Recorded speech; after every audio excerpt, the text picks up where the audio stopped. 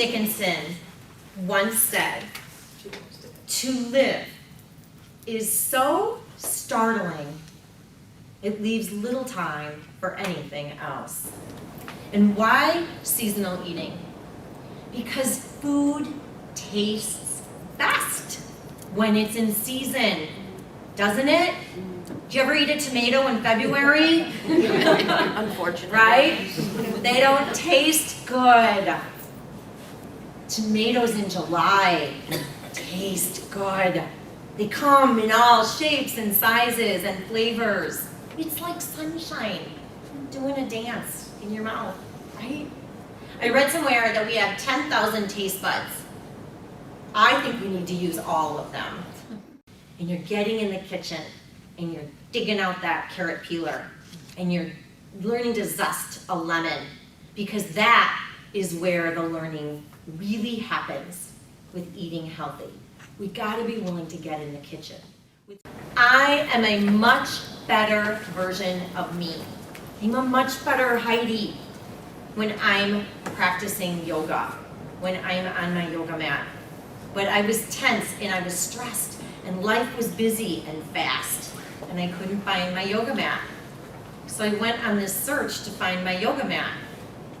And I found it in the storage room in my basement, right? How did that happen? So I got my yoga mat out of the storage room and I threw it in the car, hoping to make it to a yoga class. And in the weeks that follow, we moved that yoga mat a lot. We moved it for the groceries, we moved it for the backpacks for school, we moved it for the kids we brought home from school with the backpacks. And one day my son said to me, "Mom, what's with the yoga mat? We keep moving it everywhere." I said, "Well, I put it in the car because I was hoping to get to a yoga class." He said, "And Dad and I were talking. We think you could use a yoga class." Right? So this is what I did. Here's what I did. I went in the house. I looked up their website online. I found the yoga class that worked in my schedule, and I put it on the calendar. And you know what? I made it to yoga class. Here was my lesson. Hope didn't get me to yoga class. Making a date with myself did.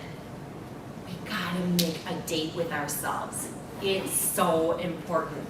Our bodies need to move. Your wonderful, beautiful body needs to move. How much do we need to move? When I stepped out of treatment, my stepdaughter, who I adore, invited me to do a half marathon with her, to run a half marathon. Now I'm a runner, but I'm not a marathoner. I'm not a competitive runner. I think I run mostly because I like to be out. And so I said, "No, thank you, but no." And then she called me the next week. "Come on, let's do it. You can do it. You've got a friend who lives in Nashville. She runs a country music marathon. It's in Nashville. We can stay with her." I stopped answering my phone. She started texting me, right? So she got to me in a weak moment. I agreed, I'm gonna do this half marathon. I signed up. So I started training.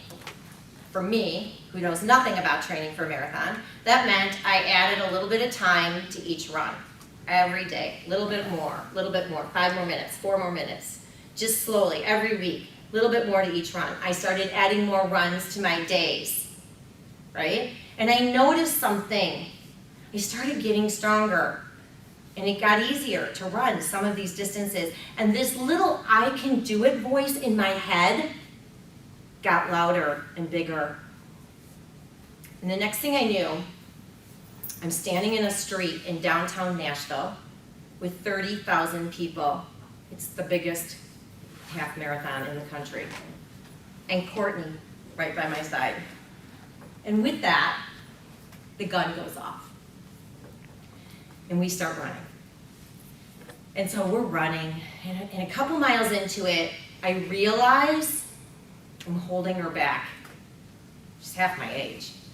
I say, "Go, go. I will see you at the finish line." And so she took off. And I was running, and the birds were singing, and the bands were playing at every mile marker. It's the country music half marathon. And people are yelling out from the side of the road. And somewhere along the 8-mile marker, someone yells out from the side of the road, "It's a great day to be alive." And in that moment, with all my heart, I understood the meaning of those words. I was experiencing fully all that life has to offer. I signed up for treasured moments that I might have with Courtney. But what I realized is they are all treasured moments, aren't they? So, invite the people to your tables, because there is nothing more wonderful than to sit around a table of fresh, wholesome food in season, the kind that's going to nourish our bodies with the people that we love most, our families and our friends. This is nourishment. This is where we feel. This is mindful living. One healthy choice at a time. Thank you.